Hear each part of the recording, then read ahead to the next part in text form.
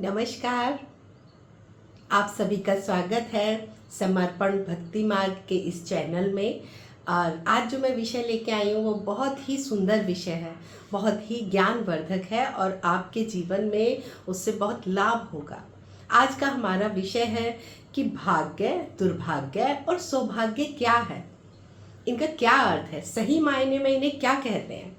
अभी तक हम सिर्फ अपनी एक भाषा में बोल देते थे, ये तो मेरा सौभाग्य है, ये तो मेरा भाग्य है, लेकिन पता चले कि ये है क्या। देखिए, जो मनुष्य के 4 पुरुषार्थ बताए हैं कि उसमें से एक है काम, फिर है अर्थ, फिर उसके बाद में धर्म और फिर है मोक्ष। मतलब एक जो मनुष्य का जीवन है, अगर हम मनुष्य का जीवन 100 साल लेते हैं तो हम उसे 4 भागों में बांटते हैं कि उसे अपने जीवन में ये 4 कार्य पूर्ण करने ही चाहिए, और यदि वो उन 4 कामों को पूर्ण कर लेता है तो उसका जीवन सफल माना जाता है। अगर इनमें से कोई भी काम छूट जाता है तो इसका मतलब जीवन सफल नहीं हुआ।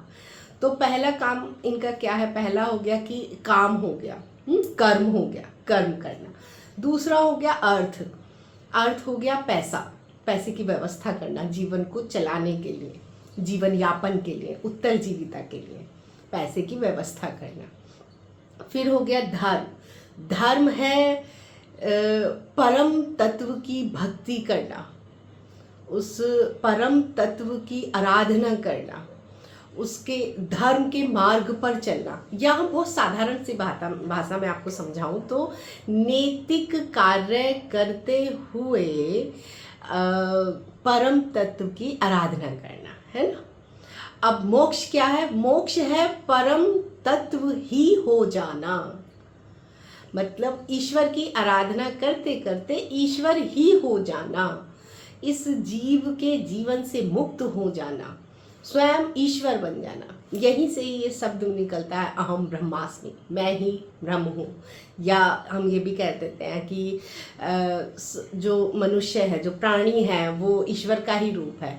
मतलब उसमें सारी संभावना है कि वो एक जीव से और एक ईश्वर की श्रेणी में भी वो पहुंच सकता है। तो ये चौथा जो है वो मोक्ष होता है। तो सनातन धर्म में इस जैसे 100 साल का जीवन है तो इसे 25-25 करके 4 भागों में बांट दिया है। शुरू के 25 जो साल है वो कर्म करने चाहिए, अपने व्यक्तित्व को निखारना चाहिए, ज्ञान की प्राप्ति करो, ये सारी चीज़ें नैतिक कार्य है ना, उसमें शिक्षा ग्रहण करो, ज्ञान प्राप्त करो।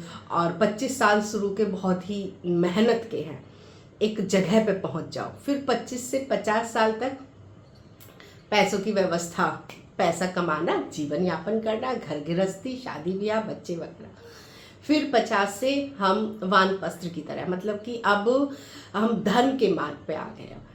फिर 75 के बाद में मोक्ष की तरफ, है ना, कि मोक्ष हो ही जाना है, इस तरह से हम। तो आज जो मेरा विषय है वो है भाग्य और दुर्भाग्य और सौभाग्य। तो अब हम समझते हैं इसे। भाग्य क्या है? भाग्य वो है जो जीव के द्वारा नैतिक कार्य जो किए गए हैं उनका फल। भाग्य जीव के द्वारा जो काम हो चुके हैं, वो भी कौन से काम? नैतिक कार्य जो हो चुके हैं वो है भाग्य।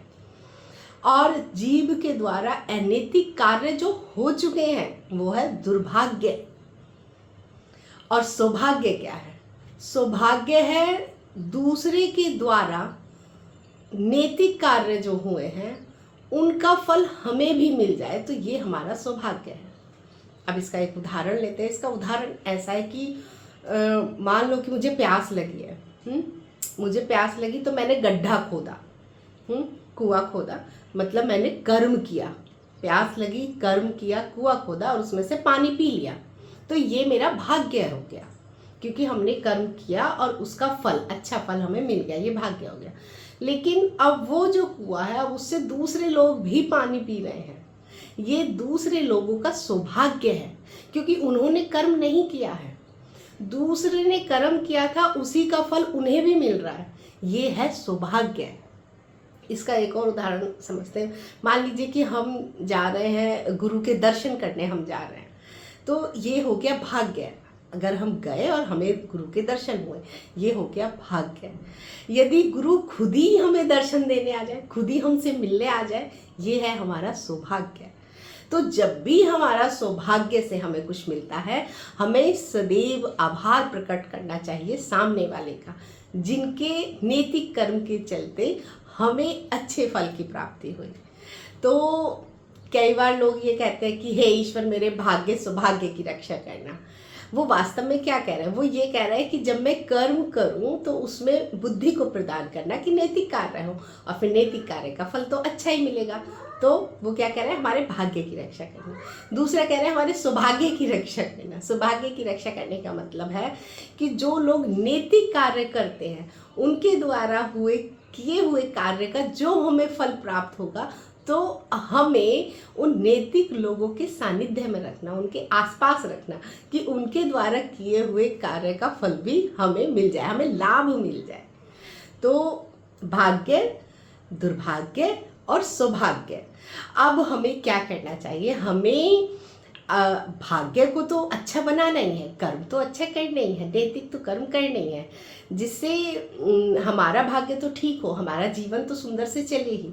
हमारे जीवन में तो काम, अर्थ, धर्म, मोक्ष, ये सब इस मार्ग पे हम चले ही, लेकिन हमें साथ में दूसरों के लिए भी मार्ग को आसान कर देना चाहिए। हमें दूसरों की भी सहायता जरूर करनी चाहिए, मतलब हमें दूसरे का सौभाग्य जरूर बनाना चाहिए, है ना। तो अब ये देखिए कि जो सिर्फ भाग्य पे कार्य कर रहे हैं, जो सिर्फ कर्म पे कार्य कर रहे हैं, वो सिर्फ अपने लिए कार्य कर रहे हैं। हमारा जीवन अच्छा हो, हमारे जीवन में सारी सुख सुविधा हो, हमारे जीवन में सब कुछ हो, लेकिन जो दूसरों के लिए कार्य कर रहे हैं, इसका अर्थ है वो दूसरों का सौभाग्य, दूसरों को सौभाग्य प्रदान कर रहे हैं। उनकी श्रेणी कहाँ होगी?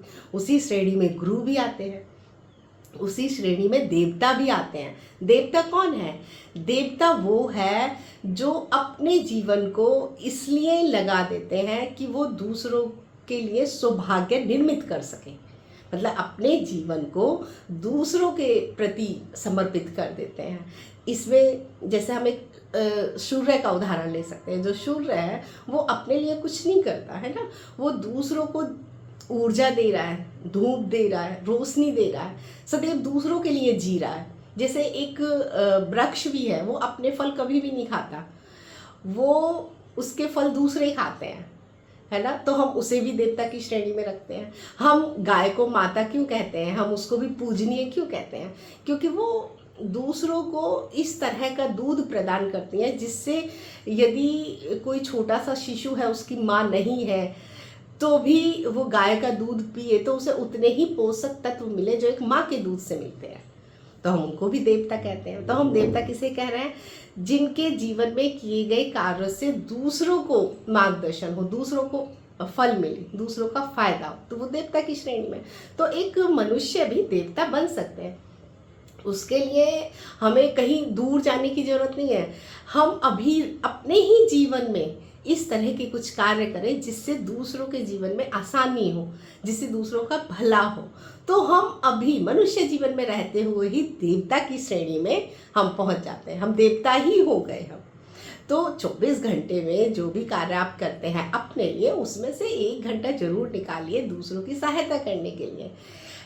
जैसे हमने कुआं खोदा खुद पानी पीने के लिए, तो अपनी प्यास तो हम बुझा ही रहे हैं, लेकिन उस कुएं को हम अलाउ कर दें कि सब आओ और इससे पानी पी सकते हो।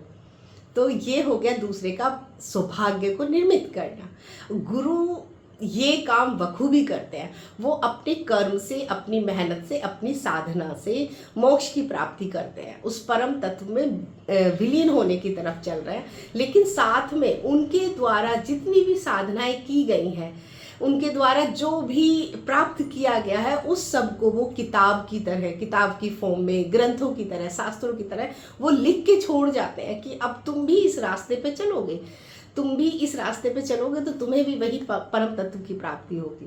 तो वो क्या कर रहे हैं? वो दूसरों के लिए सौभाग्य निर्मित कर रहे हैं। इसीलिए गुरु का स्थान इतना ऊपर होता है, क्योंकि गुरु खुद तो पार हुए ही, दूसरों को भी लेके चले कि चलो तुमको भी पार करा दे। देखो, करना हमें खुद ही होते हैं, अपने कर्मों को खुद ही करना होता है, उनके फल हमें मिलते ही रहते हैं, है ना। लेकिन कितना ये तो सौभाग्य ही है ना कि यदि कोई दूसरा हमारी सहायता कर देता है, हमारे रास्ते आसान कर देता है, तो हमें अपने जीवन में ऐसा ज़रूर करना चाहिए कि हम दूसरों का सौभाग्य बन सकें, हम दूसरों का सौभाग्य निर्मित कर सकें।